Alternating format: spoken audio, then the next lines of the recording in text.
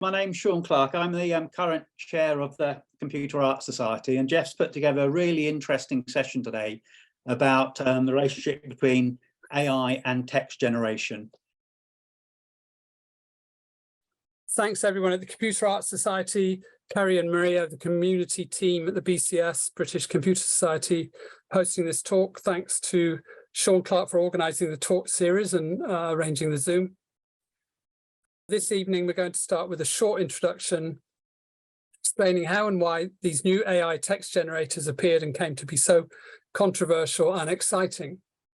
I will show some current AI text art from Sasha Stiles and Mark Webster, along with a quick look at my own story generator. I will provide an overview of the uses of generated text to writers and creatives, the technology, ethics, and then artificial general intelligence. Then we will go to the four invited speakers. Please note there's a longer version of this talk available. This is on my blog, but all the references will be at the end. We will not be dealing with text used to generate images in systems such as Stable Diffusion and Midjourney. There's an upcoming AI and image talk on the 1st of June, so please subscribe for that if you've not already done so. A quick bit about my background. I'm an AI and tech researcher at the University of the Arts, London. That's the Creative Computing Institute section of it at Camberwell. I've worked a lot with art of computers. I founded MicroArts Group many years ago. I run Story Software at the moment, which produces creativity support software for writers. I just edited a book called AI Creative Writing Anthology, which has been out on sort of soft launch for a while. That has 20 writers in it, lots of extras, and the speakers today came from this book. That's a mixture of writers, journalists, artists using text generation and various tools. It's also got an amusing piece by Brian Reffin Smith, actually, who everybody here knows, a prize-winning artist and an active member of the Computer Arts Society. So he's in the book also. So the speakers tonight, we have Tivon from DX Arts, University of Washington, who's presenting models of environmental literacy. We've got Reyes from the City University of Hong Kong, who's doing Immortals poems, which are generated reformulations, designing for narrative influence with a Drizzle project, which is quite interesting, uses machine learning. Got Maria Cecilia Reyes from the Universidad del Norte in Colombia, using AI as a co-writer for fiction and poetry and its possible applications in immersive and interactive storytelling. We've got Tivon from the University of Buffalo, doing aspects of generated text in education for lecturers and students. So it's quite a range of different projects, including something from the educational side, which I thought would be useful because most of the people in CAS are attached to educational institutions at some level. So they should be good when we get along to that. Now, I'm going to do an introduction first. A quick note on terminology. AI will be used as shorthand for the computer generators and text generation. Current systems are not really artificial because who decides what's natural or intelligent, which is a divisive term with no settled definition. It's also dualist. I'm assuming most people here have used ChatGPT and similar systems. I did some research a few years ago, 2020, and then published in 21. I had 82 professional writers using text generation systems, and only 8 had used one before. So it's only a couple of years ago, or even 2 years ago. And so 90% hadn't even ever used a text generator of any sort at all. They used it in the experiments and they were all quite impressed, and they didn't know what they were, but then they used them and they were very keen after that. So I think that's why these systems have taken off so quickly now. That time, 2 years ago, there was things like Talk to Transformer, which people might remember with GPT-2. So we've moved really rapidly ahead into the current very, very powerful systems. So I'll just quickly run through why AI and text is useful to creative artists or writers. Idea generation, which is basically just brainstorming partners. That's used to be very, even with the older systems, it could do all this type of stuff. It can do collaborative writing, where the generator suggests sentences, paragraphs, or entire stories on the prompt input. I mean, this is useful if you've got writer's block again, or it can just be used for something called ambient literature or personal content creation, which is really material just for your own use or sharing with friends via social media, rather than formal publication. You can use it for editing, use all these AI systems for editing and proofreading, and they're actually better than a lot of the older ones. So that's useful. Visual storytelling, which again, we might look at a bit in the AI and art talk, where text-to-image models can produce images for illustrations, concept art, or comic strips. I mean, basically anything you can think of, they'll be able to produce. And lots of artists lots of writers who are artists use it, or just writers use it to illustrate or produce comics and so on.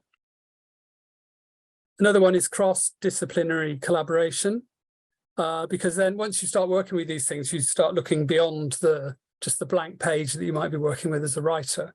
So that's led to lots of link-ups between artists and writers, and maybe exhibition pieces and so on. We'll talk a bit about that later. The other one is personalized storytelling, which is tailored content for specific audiences. And this is useful for diversity, because you can rewrite things very quickly or more or less instantly for a different age audience or a different vision impaired audiences. And all those kind of things are very quick and easy to do now from the source material without having to hire in lots of other people. I mean, there's another issue about employment. We'll talk about that later as well. Adaptive storytelling has been around for a long time with gaming, which is where you have non-linear narratives, interactive stories, changing plot lines. It can also be used in those situations for generating dialogue, descriptions and so on. These have been around a while, so it's just getting kind of better and more powerful. Now I'll show you a few artworks. Yes, I'm going to show you a few things to do with this. Now, this is a really old one that some of you have seen before. My old story generator, which was it's been called a precursor of ChatGPT by people, but I'm not sure well, I suppose it is in the historical sense. It's a very simple procedural story generator where banks of words are just interchanged and the story carries on in the same sort of format, but the words change. So this was quite a fun piece to do. It's been exhibited 4 times. It was on Prestyle back in the 80s. So you can see it comes up with a new story, new title, similar concepts, really. Quite a nice piece of work to do. Then this is Mark Webster's work. Now, Mark Webster is in the AI art talk in a month. So you'll be able to find out more about this. But he had a show where he used sentiment analysis, which is part of natural language processing, to analyze text. The text was selected and then put into a generator so that it produced artworks. And he used this IBM Watson sentiment analyzer to get the text in the first place. And it was also shown in galleries. So, that's been quite a successful piece. I'm showing these really to show that you can actually do successful gallery-based work with things coming out of AI and text. And it's not just a sort of hobbyist thing or a practical tool. Now, Sasha Stiles, quite famous. I think most people probably heard of Sasha Stiles. She's just sold an NFT through Christie's. She had a book out, I think it was last year, might have been the year before. Technology made a big impact. She's got something on right now at Times Square. This is her sort of language glyph system she created through AI. That's on the front cover of the book, you might notice, and then there it is. She's also had lots of gallery exhibitions, so she's really busy now. So Sasha Stiles. So that's really 3 different types of text and AI art going forward in time, because obviously mine's really ancient and then Sasha's is like right now. So that's good. So I'm going to have run through a quick history of the modern generators, because this is a talk, I think, trying to inform people a bit about the technology as well as just the art side of it, but there isn't a lot of detail here. There are some references online, which you can get later. So, brief history of modern generators. Earlier AI systems used a rule-based approach to create so-called expert systems, which attempted to encode all the actions in a domain, then reproduce it accurately. This works well for limited domains like those of robots in factories, which have to work accurately with no errors, or help systems in software with a series of set actions depending on input events. Expert systems were all the only way things worked for a long time. They did not scale and were not transferable to other domains. I mean, I should add they're still in use now because of this accuracy issue, which is quite a big deal with machine learned stuff. Now we've got, on the literary front, we had this thing called, this was Brutus, which is quite obscure now, but at the time, I think it was 1999, they worked on it and the papers came out later. It was a huge project with a university and IBM, AT&T, Apple Computers worked on it. And it was supposed to be a novel writing machine. It's called a storytelling machine. And it was a big research project, but it didn't really produce anything of any use to anyone. And then after it was finished, it sort of disappeared. Unlike the systems with machine learning, which have just expanded and expanded, and everybody is now, terrified of them, apparently. So that's Brutus. That's not actually Brutus. This is a text to image, as I'm sure you've guessed. And it tends to put the text on in a fairly odd way. But they were using a IBM mainframe, I think, at the time for that. All this historical work paved the way for a new approach to AI called machine learning, which had been around for a while, using so-called neural nets modeled on the brain.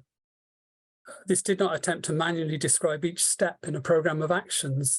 The systems learn from data rather than being hard-coded. Famous artist Harold Cohen, here he is. Now, it's not actually an obligation to mention Harold Cohen in every CAS talk, but this is quite a nice photo I sort of got off the web. He's holding the turtle, which was the thing that drew the drawings on the floor from his program that represented his own artistic approach to drawing. So that is a example of a personal generative expert system. So it's sort of like a bit of a mix of generating and an expert system, which is based on him. He joked that he'd be the first artist in history to have a posthumous exhibition of new work, which is quite funny. And that's true, they could easily produce more work and so on. The first neural net was called Perceptron, which was sort of invented in 1943, but wasn't built until 1958, which was a hardware system for image identification. And the sort of work on neural nets carried on quite slowly alongside the expert system work. And then gradually, with the last 10 years or so, with computer speed and power increasing hugely, along with a massive increase in the amount of data, the training coming off the internet, natural language processing and machine learning really took over everything really in the AI field. And of course, that's dependent on the internet, which is just the massive data source for all of these systems. Otherwise, you've got to provide data from somewhere. Yeah, I did a bit about recurrent neural nets. I think we'll leave that out for now. GPT stands for Generative Pre-trained Transformer, which means the system is pre-trained on text data, which is where it gets it all from the internet, and then generates more text based on the statistical likelihood of the next text token. The more text data and the more training nodes and layers of the neural net, the more realistic the text will be. And these systems are generally known as large language models. Now this slide, can you see this slide, everyone? This is really just a quick list for the main areas. You can research all of this stuff if you want. It's quite technical. And nowadays, with the systems being so sophisticated, you don't even need to know anything. You can just use them as black boxes. In the old days, there was, you could use them with manual fine training, and this is the main areas of AI and text: natural language processing, combined with machine learning and deep learning. Now, DL is deep learning, DNN is deep neural nets, which is part of the whole system people use now. And they make chatbots, virtual assistants, such as ChatGPT, or, GPT-4 is out now, and that's far, far more powerful than ChatGPT, but it's, I think you pay to use it now. Text generation and summarization, also translation and language understanding. Also, search. There's quite a few other things you can use these generalized systems for. They're not limited in the way the older expert systems were to just one domain. Okay, so next we have this topic of general intelligence. Now, there's a discussion about whether things like GPT-4 actually are showing signs of being intelligent rather than just processing loads of data. I put up a little slide again, another one of these random AI generated ones. So to quote Sebastian Bubeck of Microsoft, the new wave of AI systems, ChatGPT and its more powerful successors, exhibits extraordinary capabilities across a broad swathe of domains. In light of this, we can discuss whether artificial intelligence, and in the text it's intelligence in capital letters, has actually arrived. Now, this is known as AGI, or artificial general intelligence. And within Microsoft, Bubeck's team is devoted to the physics of artificial general intelligence. So they're really working on this stuff. And the teams think it's already, a lot of people in the teams think it's already here. I'm mentioning this just because it's such an amazing thing to happen over such a short period of only a few years since these generative systems have been working. I think 2017 was when the transformer architecture was invented at Google Brain. So that's only, even from then, it's only 6 years or so. But it's also worth noting that consciousness is not the same as intelligence, especially in this context. Intelligence is goal-orientated abilities such as calculating numbers, which is like the traditional use of a computer, playing chess, controlling a robot or car, writing some text, making an image. There's no mental awareness required, even in generating text, really. It can just whack it out from the statistics of the gigantic text body it's working with. But now certainly in the industry, people are thinking that maybe something else is going on. In AI research, also, achievements are denied as goalposts keep on moving in the definition of intelligence. So it used to be that people would think, oh yeah, they'd never be able to beat a chess grandmaster or a Go player, all these domains. And now they can quite easily. AI systems master these things themselves. They just teach themselves how to play and then beat the grandmasters. So the goalposts move, everything's moving all the time. But now you have a system you can talk to that kind of talks back to you quite intelligently and can follow all sorts of paths in the conversations and so on. I'm not even going to mention the Turing test. Okay. Now, next section is ethics, which of course is a fairly serious topic. Now, this is a really big area, and obviously in a short talk, there's not a lot of time to cover things. The ethical dimension applies to AI generally, from text to search, control systems and everything else. Very hot topic, many in the AI industry predicting existential disaster with humans becoming obsolete in a few years, which I find quite funny actually, but anyway, because it's so hypey. Fear of the robot overlord is common, based largely on fear of superhuman intelligences having human emotions and drives, which wouldn't happen unless somebody puts them in, such as power mania, need to dominate, and status anxiety, are very common in academia and the arts. It's a joke. Anyway, this scenario shown in the Terminator movie series. I mean, this is kind of where a lot of it comes from, is sci-fi. If you look at other cultures, non-English cultures, non-Western cultures, you'll find the approach to robotics generally and AI is completely different. Japan, Asia, it's just a totally different approach to these things, rather than this kind of massive fear of somebody coming to attack us and destruction and so on. So I'm actually researching a paper an area at UAL at the moment on it's kind of the emotional tone of the newest AIs, and that should be supposed to be ready like last week, but it'll be by the summer, I hope. So there'll be a link for that eventually. Now, somebody's come up with ethics in this area of where's the data come from.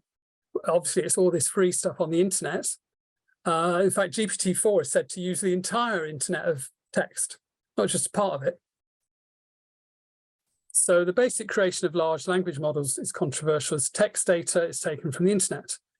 In the case of GPT-4, yeah, the entire internet apparently has been trained. No one's ever been paid, not a penny. The concept of data dignity has appeared. I think Jaron Lanier has come up with this concept, or it's been floating around, which is that all the originators of this text should be paid, even though they weren't paid in the first place, by a sort of forensic process trying to track where all the data came from. Now, this is really hard to do, so it's unlikely that it will ever work, because even when you train a model, the data's already been, you know, cleaned a bit and done by maybe a third party has worked on the text before it's fed to the model, etc., etc. So it's very difficult to track any of this back to where it came from. Anyway, data dignity, and this picture looks a bit like me in disguise, but it isn't. It's just another random image off text generators. There's some poor person trying to get his money back, but probably won't work. In the field of text to image, though, copyright court cases are in progress regarding art images used to train the generators, because individual artist styles can be identified. You know, if it's Basquiat or someone, which is very commonly used, or Warhol, you know, their estate might go and try and get some money off the generators. Of course, open source systems might not use the same data sets because of that. Now, a quick thing about this, again, these are quite tiny little sections. Some people object to AI.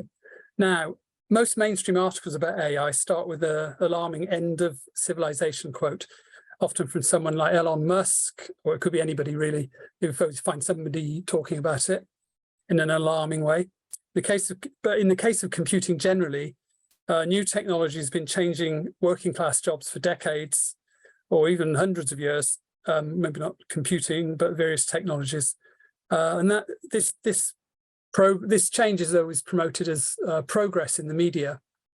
But now that middle class jobs like journalist, academic, or lawyer might be affected, existential dread is promoted instead. So there is an issue that, because it's becoming so mainstream in the areas where people can influence things, people started complaining about it and worrying about it. Whereas previously it was people would just have to put up with progress. But so it's quite an interesting period now, the next few years, what actually happens, because there's a lot of AI in use now, and there hasn't actually been much in the way of really bad things happening, apart from lots of articles. I mean, it's a funny one to think about, but everybody seems quite happy to use the generators and art to text and so on. And so, you know, we just have to wait and see what happens, really. My approach is very pragmatic with these, just use it as tools.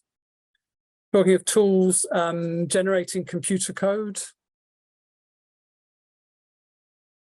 That's a really big area now and has been for a while. GPT-4, the newest one out from OpenAI, scores 10 to 10 on programming employment tests online at expert level. And it's marked as being better than 100% of the competitors. It's like just the best generator around for text. Still, I mean, I've used these things for programming, and it definitely needs guidance and a bit of editing sometimes, and they're quite hard to use if you don't know anything, but it certainly speeds up coding. And also, you can, for a beginner, you can get it to write code and then annotate it quite carefully. It can put a lot of descriptions into the code, so you actually understand what's happening, and you can ask it questions, so it can actually tell you what's going on. In the book I mentioned, Brian Refn-Smith wrote about Eliza, the 1964 counselling chatbot, and did quite a funny piece in the book. But then he carried on and asked ChatGPT to, I think people might have seen this on Facebook, he asked it to adapt the program so that it could be used as an art critic or whatnot. And it just went off and wrote loads of code for him, and he extended it further and further, and was quite impressed with the abilities. So even Brian seems impressed, so that's good. I'd recommend it if anybody does a bit of programming, just to play around with it. Copilot from Microsoft uses GPT-3 to do code assisting, and apparently half of Python code can be used with other languages as well. Half of Python code is now programmed by the assistant which is a pretty amazing figure, if it's true, of course.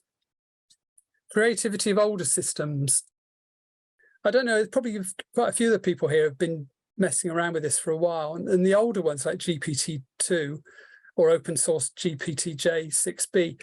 Now, these are quite fun to use because they go kind of crazy and will produce all sorts of really interesting outputs, which it does actually make them more useful than the current batch, which tend to produce like really smooth and very powerful sort of copy. They're like ghostwriters. And you can ask them to give you inspiration, but the older ones just did all this crazy stuff. So, but they're all still available. Go to Hugging Face or one of those sort of sites. Or even, I mean, I forgot to mention, I've got my own site with Fabrice Bellard called storylive.com, which has several different generators on it, all open source. It's got a stable diffusion image generator, and it also does translation. And that was built for a research project I did, and I just left it online, so people use that now. It's all these different things, plus an editing window, which is actually quite useful for writing. You can collect bits into a window and then save them off later. In the newer systems, if you wanted to do style transfer, for instance, you might just ask it to do style transfer rather than having to fine tune. So there's a kind of a lot of, because it's happened so quickly, there's lots of different kind of things you can do with it now, going back to the older systems or just using the new one straight out of the box. I mean, I did some stuff in the AI creativity book where I got a poem rewritten in the style of James Joyce and Irvine Welsh, which was quite amusing to see. It just pops them out instantly. And so it does all of these sort of style transfer things now anyway, so you don't have to do so much work. It's worth noting many artists use AI for part of their work rather than all, perhaps for creative ideas or copywriting. So it's a sort of general tool for all sorts of people. The generators can be seen as expert assistants ready to do any task, a bit like a ghostwriter or arts team. There are many attempts to create a novel writing AI system. It will actually put out a whole book. I don't really use those myself, so I don't know a lot about them, but I know pseudo-write is supposed to be quite good. There's plenty of those online now. So I think we're kind of ready for the speakers now. So, I mean, I think if anybody's got questions about the stuff I've kind of gotten through fairly, kind of covered a lot of ground quite quickly, then there's a question and answer discussion period at the end. On to the speakers. So hello, Tivon. Yeah, hopefully this goes without any hiccups. I'm happy to share great. my screen. Brief introduction, I'm Tivon Reyes, joining you from Seattle, and I really appreciate the opportunity to share what I've been working on lately. I am an artist and an educator teaching at the University of Washington's Department of Digital Arts and Experimental Media. Quick overview, for the past probably about 6 or 7 years, I've been working with computer-generated texts like this one we see on the screen, generally to accompany my visual and sort of time-based projects. And my work with machine learning or AI or whatever you want to call it tends to oscillate between working with these systems in my studio in a purely creative mode, but then also sort of switching and critically examining how these emerging systems function in society, or imagining how they will function in future society. And I explore these ideas through my teaching, through workshops, conferences, and the like.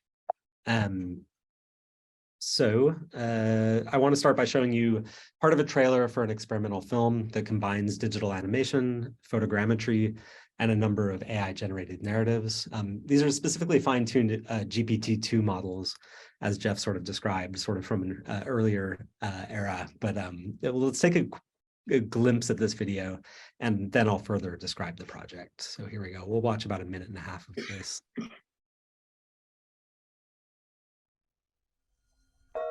Models for environmental literacy.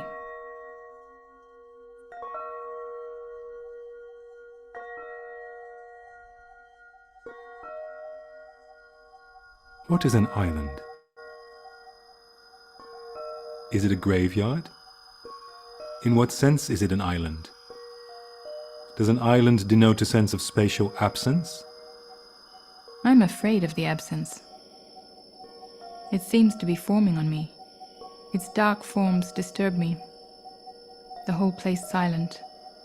The stones are a blur.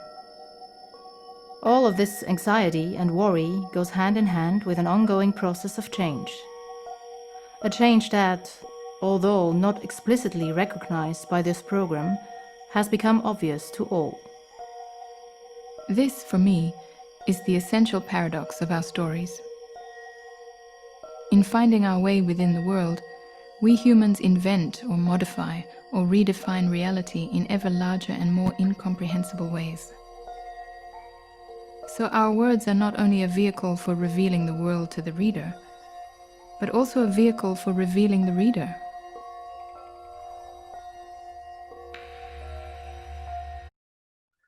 Okay, so the rest of the trailer and actually the entire 35-minute film are linked on my website and Vimeo pages, so I'll leave that to you. But I'd like to give some background to the research project that sort of spawned this about 3 years ago, actually when I was living in Europe at the time. And I guess, reflecting on the time that I was living in Holland and presenting my recent projects at exhibitions, conferences, and workshops, I found that many of the conversations that arose around AI and other digital technologies asked how we could apply these ways of seeing and understanding large systems to the topic of the environment. And I think these questions are, of course, a product of the times. But I also came to understand how the Dutch landscape, which may be one of the most highly engineered landscapes in the world, also provokes this kind of critical attention about the environment. So I was asked to participate in a number of artistic research projects that sought to apply emerging forms of image production, mapping, world building, and storytelling to the topic of the environment. Either very specific. Sorry, somebody is in the waiting room, and I think I'm a co-host, so I will admit them. Great. Again, we were sort of focused on very specific environments, like maybe the barrier islands on the North Sea coast of the Netherlands, or more broadly, how can we begin to imagine ecology and the environment from new perspectives, possibly even non-human perspectives, non-human-centered perspectives. So this project, Models for Environmental Literacy, brings together 3 areas of research, one being field trips and workshops, in which groups of artists, ecologists, authors, and musicians sort of visit these sites at the boundaries of human involvement and environmental change. The second sort of area would be natural language processing research.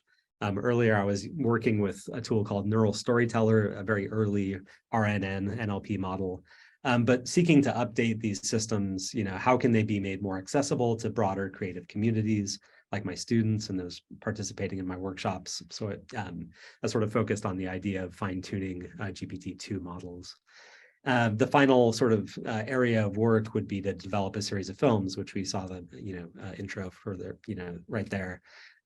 How could these films creatively reflect on the research as a whole? Combining digital image that were collected at these sites, these virtual environments, with the narrative, these narratives generated through fine-tuned GPT-2 models.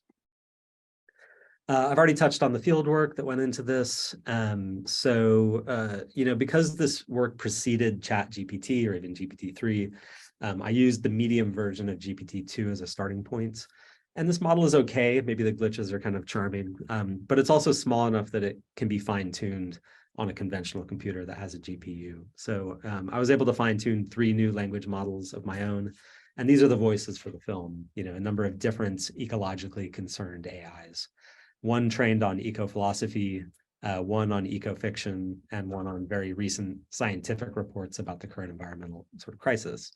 And this is a good starting point for describing the position that I take when co-authoring with AI. And I identify at least 3 absolutely critical areas of knowledge that need to be built around working creatively with these systems. First of all, we should know as much as possible about the language model's data set. And so in this project, because I collected and trained or fine-tuned my own data sets that we see sort of brainstormed here, I believe it's a lot more transparent and deliberate than working with black box models like GPT-3. But even so, moving forward and working with these, large language models, I think it's important to, think about the very large data sets of arbitrary text scraped from the web, as Geoff described. How do we understand the tone and content, the truthfulness and the bias inherent in, language that's evolved on the internet and that was ultimately used to train ChatGPT? The second body of knowledge or skill set that I place importance on involves inference. How do we prompt these models to create text that is meaningful or suggestive or provocative to us? if we ask boring or superficial or unstructured questions, we're going to get the same in return. We'll get this kind of like autocomplete behavior that outputs an endless banal sameness. So how can we deliberately craft prompts that are more likely to produce interesting outputs? With these films, I thought about the logic of prompting and how GPT-3 or GPT-2's outputs could be used successively as the following prompt, kind of like a feedback loop. So the logic in the dialogue of the first chapter is actually circular. One model is asked a very simple question, tell me what you see. And the response or the output becomes the prompt, the input for the next model. So in this dialogue, the entire paragraph from the scientist becomes the prompt for the philosopher, and the philosopher's output is then the prompt for the author, and so on. Visually, the first chapter is focused on this strange Dutch island that's called the IJsselloog, the Eye of the IJssel River. It's like this perfectly circular man-made island designed to isolate toxic sediment generated during the engineering of the farmlands in the north of the Netherlands. So the film's animation sort of studies this uncanny circular landscape in the surrounding waters in stark black and white. The second chapter is called Whisper Poems, and the logic of that dialogue is also circular, but only 2 or 3 words from the previous output is considered for the following input. So like a whisper poem or a game of telephone, there's some continuity, but also a greater chance of misunderstanding between the different models as the story evolves. That chapter is focused on the small islands surrounding Helsinki in the northern Baltic Sea. Sort of paradoxically, while the Baltic rises at 1.5 millimeters per year, the islands in that area also rise twice as fast, 3 millimeters a year, as a result of post-glacial rebound. So again, these small bits of land present a sort of paradoxical image in terms of human timeframes, a sort of anthropocentric timeframe, or perception of time or history or geo sort of temporal situations. So this film's animation studies the sort of isolation and invisibility of a number of these small rocky islands in the surrounding waters. The final chapter is called Echo Chambers, and the logic of this dialogue is a feedback loop in which one model's output becomes its own input over and over again. So thus each character is has a much longer monologue without being in dialogue or being interrupted by the other voices. And each text is prompts with a very simple question, where are we? This chapter is visually focused on a field trip we took studying toxic algae growth in Zeeland, southwest Netherlands. And these blooms are caused by like excessive chemical use in agriculture, the over-engineering of the Netherlands Delta Works after the 1953 flood. So the film's animation studies the strange color and sort of dense texture of algae surrounding a number of islands in this estuary, which is essentially a dead sea. I said earlier that there are like 3 areas of knowledge that I feel need to be built around working collaboratively with NLP systems like these: understanding the underlying data sets, carefully crafting our prompts during inference, and the final idea, I believe, is deliberate co-authorship of the outputs. So it's important to be honest and say that I do step in and give the final form to these texts, and this decision to edit or gently reorganize the output from the machine learning system is my response to all these questions surrounding the artistic agency of machines. Should we initiate these systems and then step back and take whatever they say to be the final raw output to sort of demonstrate that the technology like works? Or are there moments where we can reinsert ourselves into the process and make decisions about how the output resonates with our own poetics? So for me, in cultivating this kind of collaborative relationship with AI, what I've found is that as I observe a machine learning system develop some kind of understanding about language, that my own understanding of language begins to shift as well. And I can see from sort of like third person perspective how language evokes images and narrative decisions in my work. I'll leave it there. Okay. Look forward to hearing from the other presenters. Once again, thank you for having me, and I hope we can chat about some of these ideas. Thank you. Yeah, that's great. Thanks a lot, Tivon. That's a really good piece. It's good to see you explain it, because I'd only seen some of the texts before, so that's excellent.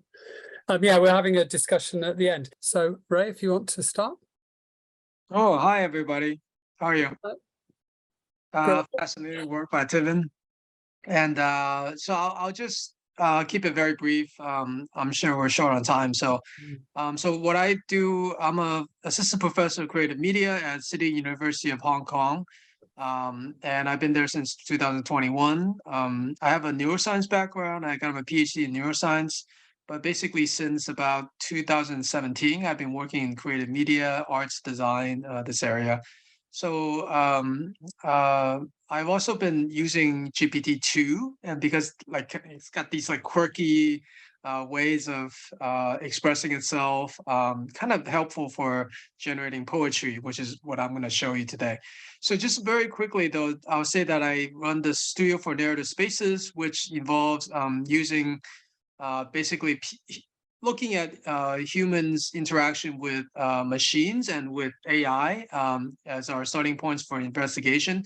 But we work with basically interdisciplinary, pretty much anti-disciplinary crowd of people, like roboticists and performers. We work a lot with dancers, et cetera, et cetera. So this is our page if you're interested in taking a look. Okay, so the project that I will share today mostly will be about this work called Imitations of Immortality. It's also a book, by the way, that was I didn't bring that up, sorry, but this is also a book that was published by Floating Projects Press, and so it looks like this, kind of like a classic poetry book written by two people, basically me and GPT-2. Although I also want to be, frank, is that I also curate GPT-2 as well, just like what Tivon was doing. So, so this webpage basically is kind of a web version of the book. So what's the workflow here? The inspiration here is that some of you might know William Wordsworth's, well, you probably all know William Wordsworth's collection, Intimations of Immortality. So what I want to do is actually create a bunch of poems that were basically modeled on famous poems. A lot of them are British poems, actually, right? So, for example, there's Dylan Thomas, Do Not Go Gentle Into That Good Night. There's Allen Ginsberg's Howl, for example. So what I did first was I wanted to make a kind of a variation on that classic poem. So today I don't have time to show everything, so I'll try to be kind of interactive a little bit. So I'm going to show you my version of Elizabeth Bishop's poem, which some of you know. It's called One Art.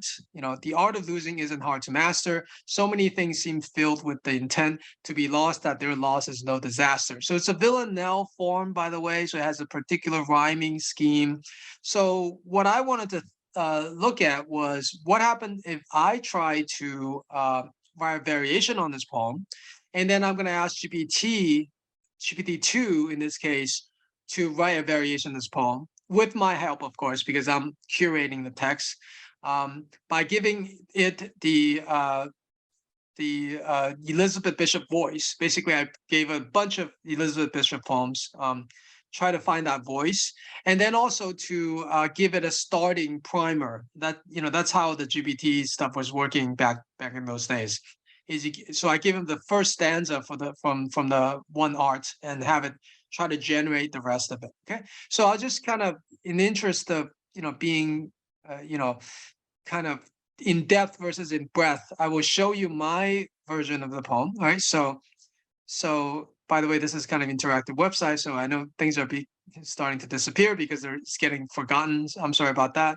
Okay, so anyway, so it says, the science of forgetting is not inscrutable. So much information pokes at our brain for attention that to forget is forgivable. So you can kind of see like this variation of the poem actually tries to like be a kind of a micro version of like trying to write a variation, right? I try to like kind of follow all the structure, et cetera, right? Even the things like where like Elizabeth Bishop does this like parentheses with exclamation mark things, for example here, the joking voice, a gesture I love, or write it, that's kind of the one main point of that poem. So I try to kind of reproduce those things in my way of writing it as well. Okay, so anyway, so you can go and watch this including the ending, I kind of, give that, blah, blah, blah, blah is unforgivable, so I kind of try to vary it that way too.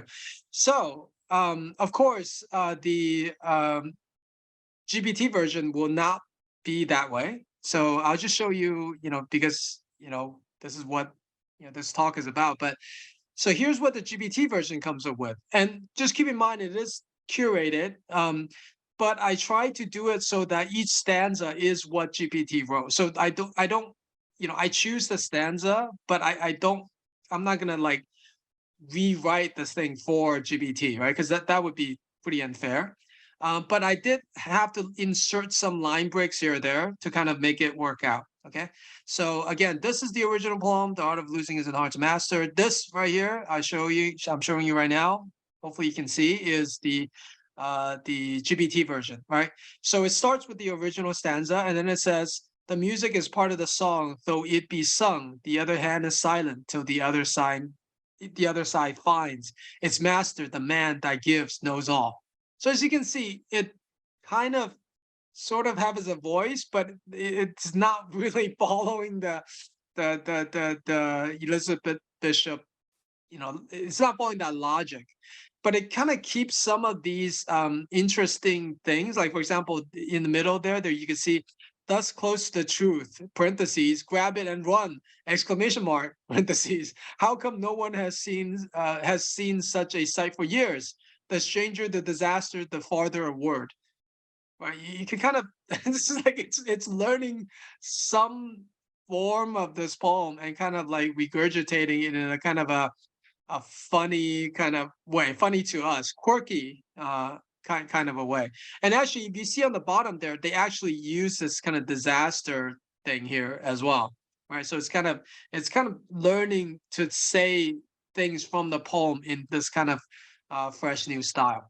So this is what the book of poetry is about. So in the book itself, you can basically, well, you can actually pick up a copy if you're in Hong Kong, but we'll try to make it available in the future.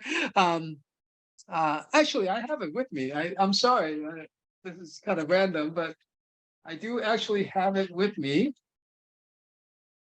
And just to show the form of the poem a little bit. Once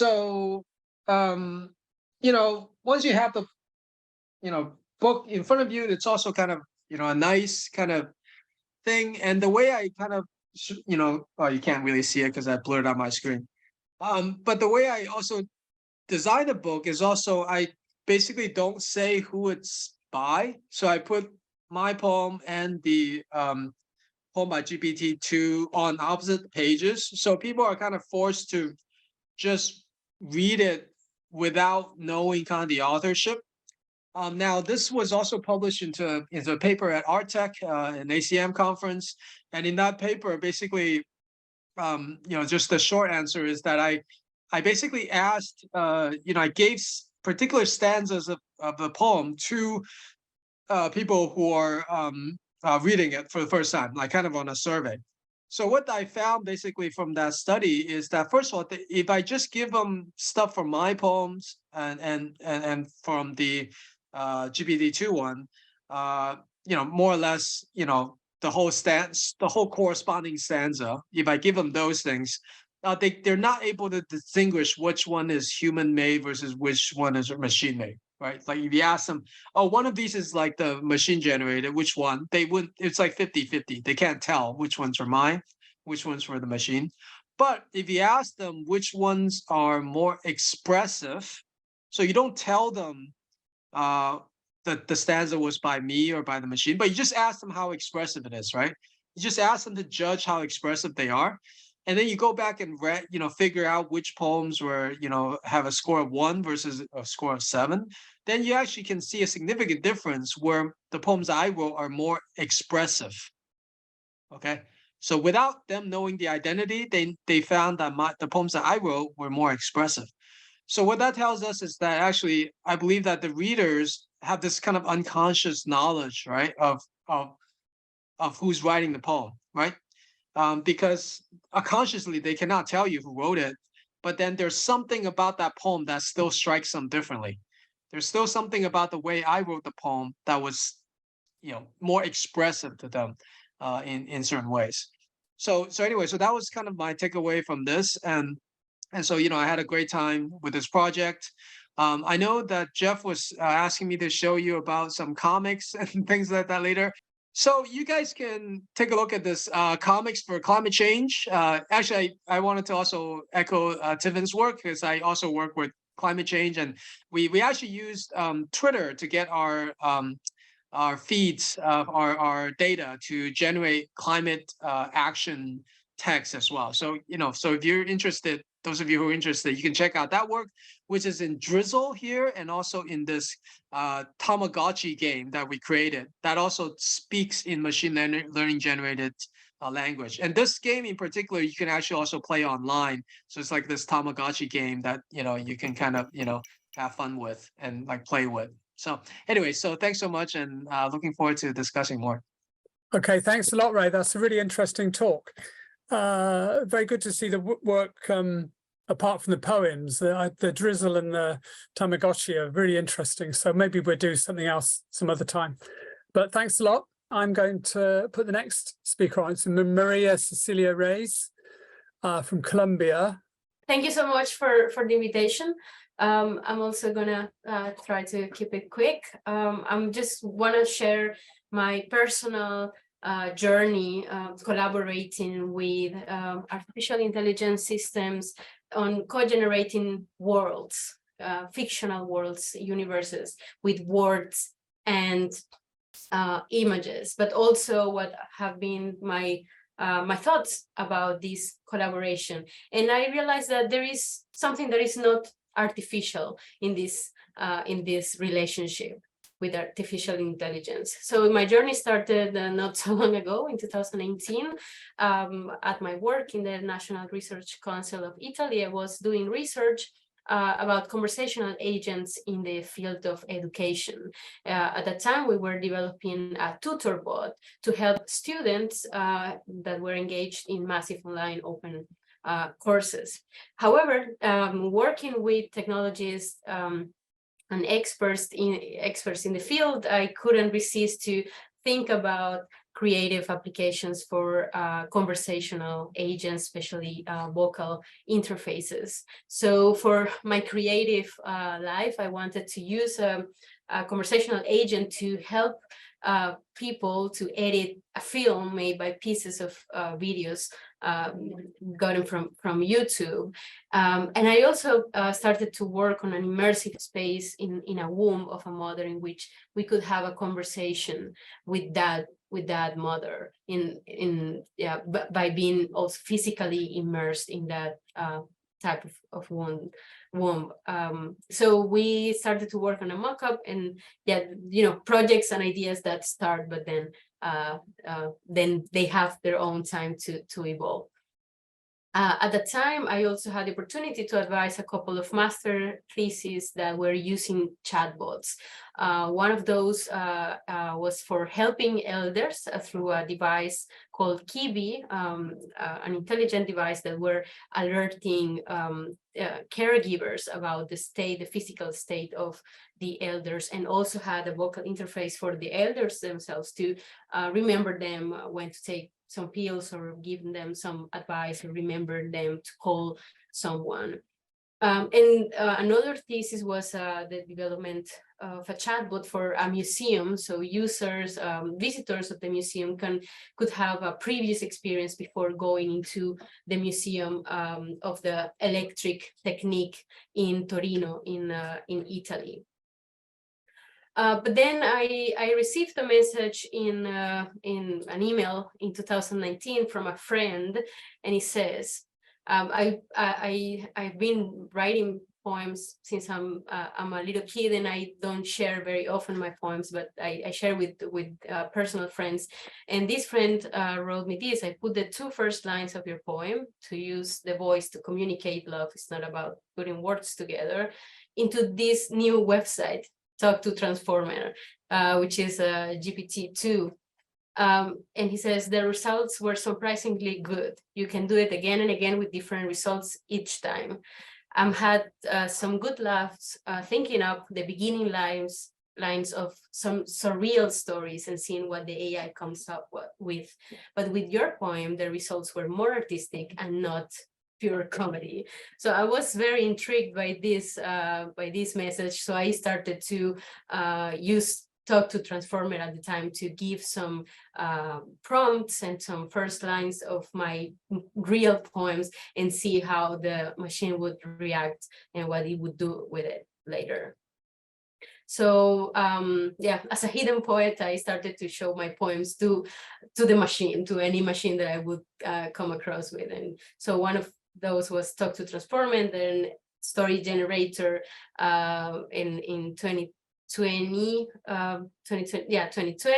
Then when Night Cafe came out, I also started to give some lines of poems to Night Cafe to see what kind of images it would create, and then Mid Journey more recently.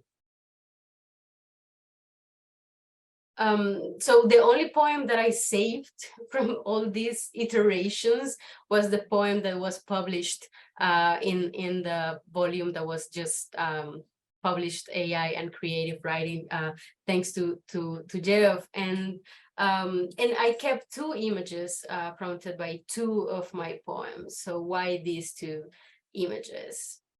I don't know why, in these nights when you stay away and just experiment, sometimes some of that work just has a very short life, but leaves deeper thoughts. So one of the images that I saved was this image of Genova. It was a time in which I wrote a very angry text about the city as an immigrant. I was going through many personal battles, and and by giving this prompt, this idea of a Genova in flames, the machine created this representation that is to me, and more or less represented that feeling that I was going through in that time. And the other image is a bit more, even more deep and personal. This the first one was Night Cafe, and this is Mid Journey instead. And it's a poem about a moment in which two people that never got married in life, while they were alive, they get together in heaven after passing away. And this image is really got a big emotional, develop a big emotional connection with myself. But then I was in those moments, and I think most people or the reactions that I get from my colleagues and friends experimenting with AI, I feel is sometimes very similar to what happens with horoscopes. Sometimes the confirmation bias that you kind of expect to have an idea of what would you like to get from the machine, and then from any of those phrases or images that you get, then we as humans, we make our own conclusions and adapt those information to our lives. So what is that kind of prediction feeling that sometimes AI chatbots can have for the use of just common people that want to get that information into their own lives. So this is a question about where are we standing when we ask something to the machine.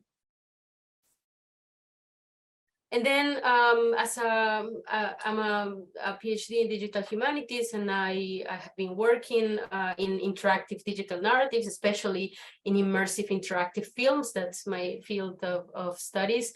So as a future research interest, I'm very interested in imagining AI generated immersive and interactive narratives. I imagine this being immersed in the movie, in the film, in the narrative, and leave the control, the creative control of them to the machine to create the visual environments in which we are immersed, but also to create different outcomes of the story while we are interacting with that story in real time. The machine, and this is, just provoking some ideas based on our cognitive data, some choices, conscious choices that we can make during the journey, the narrative. We can maybe talk to the machine, maybe we can insert some text, maybe we can just make some choices, and then the machine will create new story plots or continuation for the story. But also, what if we interact with the machine and with the fictional universe with our biological data and our breathing or our heartbeat information, and from there the artificial intelligence can take over and make the story more stressful, or give us a break, or take us into a more fantastic world. But I'm concerned about two main aspects. One is coherence, and that was another issue that I faced experimenting with some GPT-2 tools. Sometimes I wanted to just leave the machine to take over, but the coherence was not there fully. And the other one, especially when we talk about interactive narratives, is the dramatic progression. We want to make sure as creators, as storytellers, that our spectator, user is going to somewhere, is going to experiment a climax, a moment of euphoria in which everything makes sense, and the narrative experience, gives you that reward of a climax. So one very famous interactive drama is Facade of Michael Matthias from 2007. And it is a conversation with this couple in their apartment. And it also uses AI system in which, as users, we interact with them through text. And then the story develops in several ways, but anyway, there are some plot points that are fixed and somehow guide the story so it doesn't go everywhere. And another interesting project is Nothing for Dinner, computer-based interactive drama from 2015, and the group of the interactive drama Tension, or ID Tension, from Switzerland, that have been working on AI and interactive drama for some time now. So just as a final thought, I think we humans, we are the ones that generate meaning, that we make sense of what the machines are proposing, and we are the ones that feel the effects of that material that is produced by the arbitrarities of the machine. So that's why I think there is nothing artificial here in this relationship between us as creative and the artificial intelligence. So thank you so much for your time. Okay, that's very interesting. So now we're going to move on to our last speaker, Shuwan, who's at University of Buffalo. Hi, how are you guys? Hi, I'm Shuwan. As you can see here, the title of my presentation today is "Do Chatbots Dream of a Scholarship? How did I teach ChatGPT in the history course?" So again, I'm Shuwan. As Geoff say, I'm a PhD student in history at the SUNY Buffalo in New York, USA. So I'm very happy to present my pedagogical research on how to protect students from using ChatGPT, help students using ChatGPT ethically and in avoid of the violation of academic integrity. That's a big issue now, I think, in the American higher education. So here it's like a brief introduction of my class. So last December, the December 2022, I was assigned to teach an Asian history class in the winter. The winter is like January 2023. Well, at that time, I want to ChatGPT become a big issue. Everybody talk about that, and that's what the controversial issue of introducing or allowing the use of ChatGPT in the classroom. But I want to say I was decided to introduce it to my student in the class by designing ChatGPT themed lab session and adding it to my syllabus. So on the first day of my class on January 4th, I demonstrated the magic of ChatGPT before my students. After showing these slides and playing a video of Canadian philosopher Jordan Peterson's critique of ChatGPT, I entered an example of prompt to review the film Last Emperor into the interface. Into the interface, which output a brief introduction of the film as follows. You can see here on the slide. And then I taught students to use a high-tech tool ethically, such that it must help them when they encounter difficulty in preparing for exam. However, I told students it's not a good idea to replace your brain with a machine when completing a film review essay. The reason I mentioned film review essay is because in my class, students were assigned to write a film review about a film related to Asian history. And then finally, at the end of class, I told students it certainly violates academic integrity if you use it in completing your writing assignment. So please don't do that. And then, following the class demonstration, I instruct students to complete the human-machine collaboration writing assignment prioritized in the class, which consists of two proportions. The first one, play with another text generation interface, text things to produce machine-made text, and then by hand, compose a reflection on the influence of AI text generation technology on academic integrity. The reason I choose text things instead of ChatGPT a lot of times is because my intense concern about students' privacy. I still remember the first time I logged into the trending AI platform when I mean ChatGPT, I feel very uncomfortable because it requires me to provide my phone number. And so I would say when I design this assignment and this class practice, I think, okay, I need to take serious of students' privacy. I don't want students to, because they need to complete assignments, they have to, in certain sense, sell their privacy and private information to like ChatGPT or any big tech. So thanks to I'm very appreciated. You give me opportunity to participate in the writing projects, and from the projects, I learned how to utilize text things. So I want to say it's very useful for pedagogical or teaching purpose in my class. But at the end of the project, students were required to hold the combination of the output of text things and their own reflection on Padlet. As you can see on this on this slide, students' answer are very promising. I want to say they indeed take the threat of new technology to academic integrity seriously. Moreover, the Padlet, this platform, permits students to read their classmates' comments and advise each other about how to deal with the issue. So I want to say, while now still a large number of humanity instructor like historian or scholar or professors in English literature may be worried about students' abuse of text generation technology. But this is my contention that there's no thing to fear but the field itself. Besides bravely face the threat instead of avoiding any talk about it, we should avoid cynicism as well.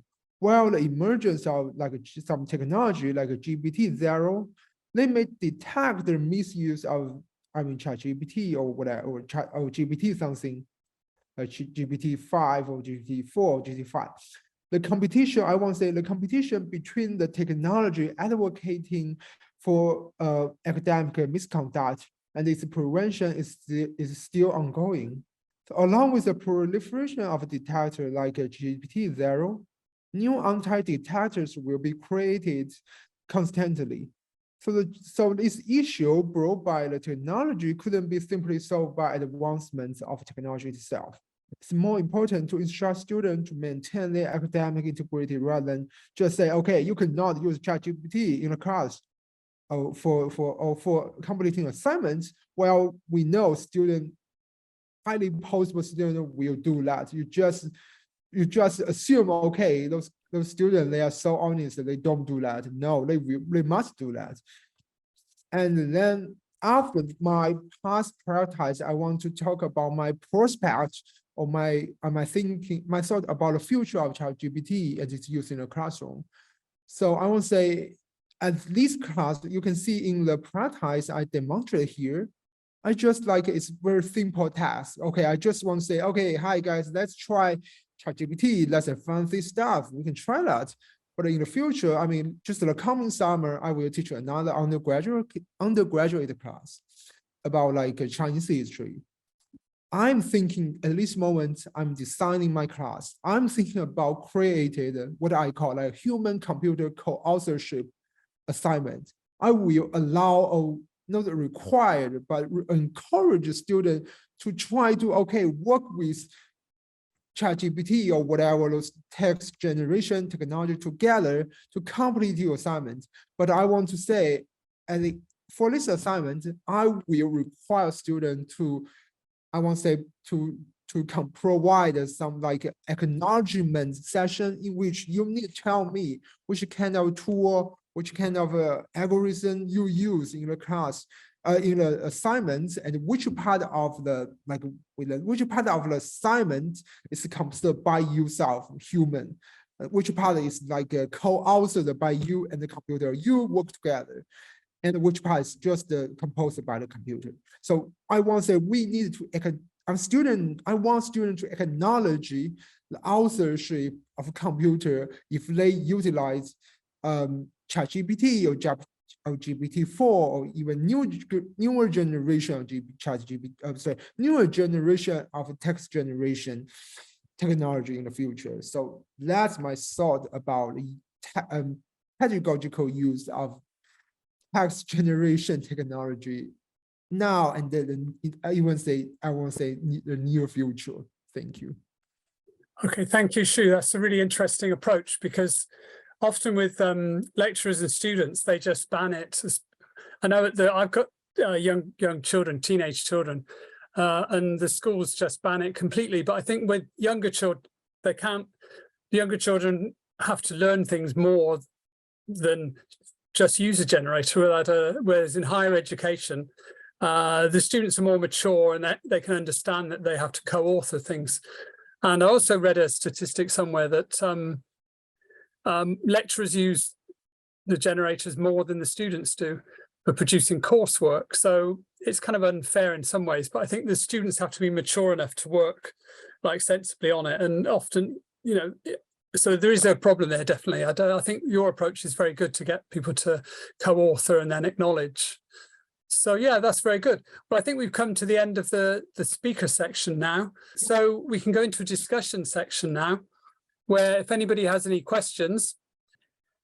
Oh, we've got David's iPad has a question.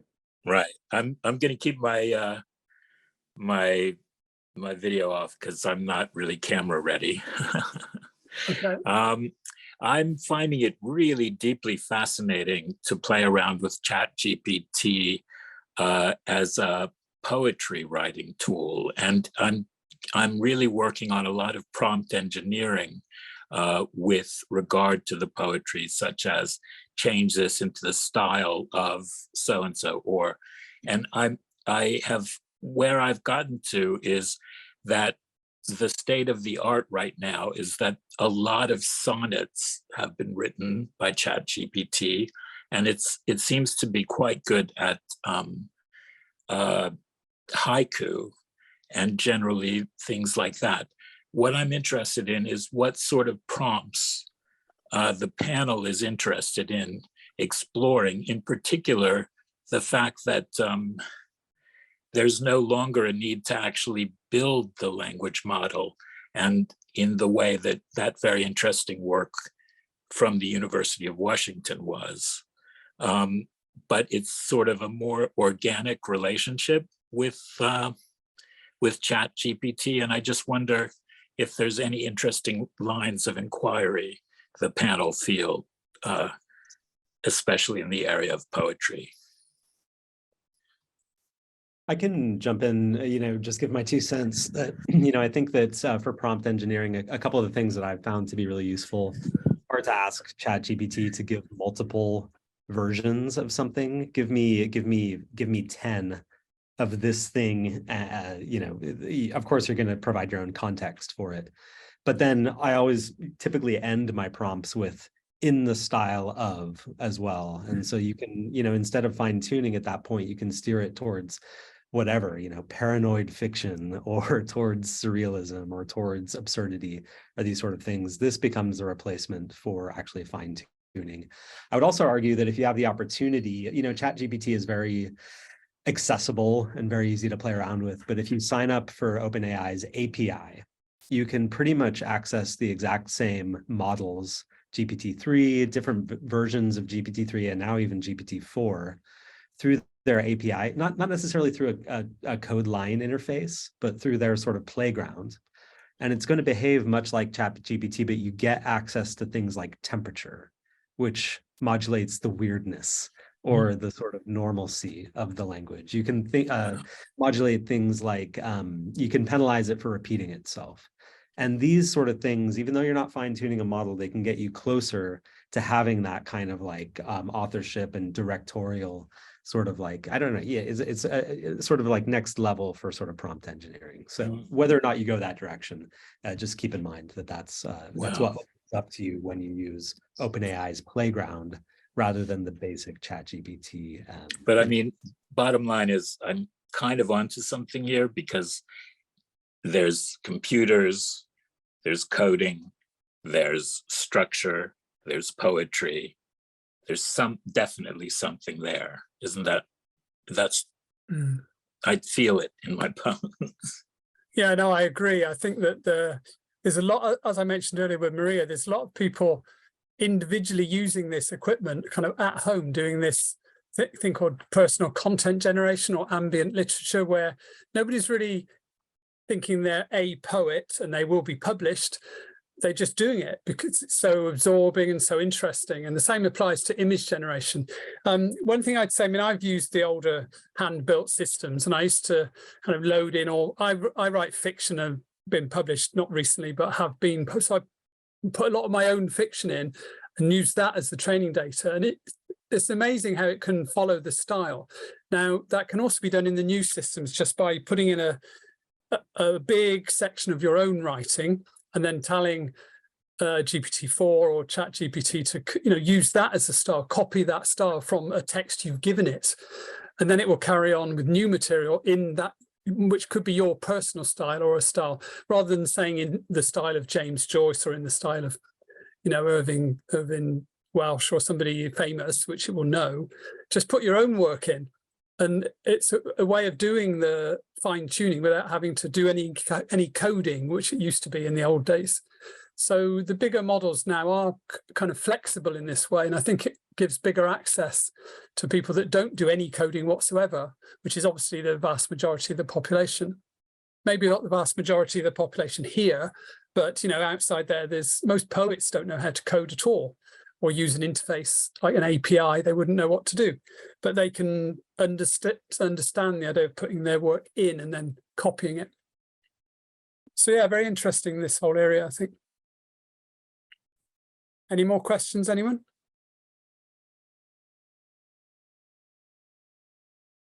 Okay, well, I think that's been a really interesting evening. I'm still trying to make sense myself of these AI tools, and I find the best way to try and make sense is to try and use them. But I think even with the experts here, I'm sure you'll agree that where you'll be in a few years' time is probably going to be very different to where you are now, because the technology changes so quickly. So I think it's important for all of us, certainly those interested in using technology in a creative way, that we do try to understand this technology and we do generate or get some experience in doing it. So Thanks very much for giving us some pointers. I also thought, Geoff, that you should mention that book again, actually. Oh, the book again. Okay, I will try and. It's called AI Creative Writing Anthology. It's the first of its type, I think. It's from Leopard Print Publishing in London, which is an indie press. But if you put in AI Creative Writing Anthology into Amazon or wherever you get your ebooks from, it will turn up. And there's quite a big sample you can read for free. But the book itself has got 20 people in, including the 4 people tonight. I've put a few things in, and I've written the introduction and I put some pieces at the end about the background and so on. It's got lots of references, lots of interesting work, but there's also a lot of other material is what I'm getting at. But one of the most interesting things in it is that each writer, I asked them questions, a whole set of questions about how they felt about using the generators and how it affected their work and so on. And all of that is published with each story. So I think probably the first time you get creative work plus the writer's explanation of how they did it, how they felt about it. And this provides really interesting insights into using generators. And that's all in this anthology. So it's not just a collection of stories. It actually has all this kind of meta level discussion of how they did it. So it's worth having a look at, even just for, it's it hasn't been out very long, and the paperback isn't out yet, so it might have a few slight changes. But I think the most interesting educational side of it, apart from the entertainment and the art value, is the fact that you can get an insight into people's how they thought about using the generators, as this is such a new area now. I think the writers, the people here in the group all know this because they are in the book with their comments as well as the story or piece. Well, I think if you could make sure we've got a link, and likewise your speakers, if you collect links and contact information from them, I'll put all of that information on the CAS website. Yeah, that's great. At the moment, it's on anybody here. If you go to the geoffdavis.org website, which is my name, geoffdavis.org. If you look at the most recent blog, it's got this talk in it, plus the references are in there, I believe. So everything should be in there, just to checking, and then we'll get it up on CAS website as well. And if anybody wants to contact me directly for further help, then that's fine, obviously. So yeah, excellent. Thank you very much. And next time, I was going to say next month, but it's slightly more than a month. I think it's the 1st of June. Yeah, you're going to be hosting a session about the use of image-based tools in creativity. So that'll be an interesting sort of counterpoint to the use of text tools. That's right. And we've got some interesting people there, including Anna Riddler, Mark Webster, I mentioned tonight, David Lickey, who's an AI sort of conceptualist, and it's introduced by Luba Elliott, who's an AI curator. So she's going to do a brief history of the field. And the video will be online as well at some point. Yeah, and towards the end of the week, I'll pop that up on the CAS channel, and I'll try and mail out all the attendees. So if, Geoff, you can collect that information over the next couple of days, I'll make sure that goes out in the email. Excellent. Okay, goodbye. Bye, everyone. Yeah. Bye, everyone. Bye.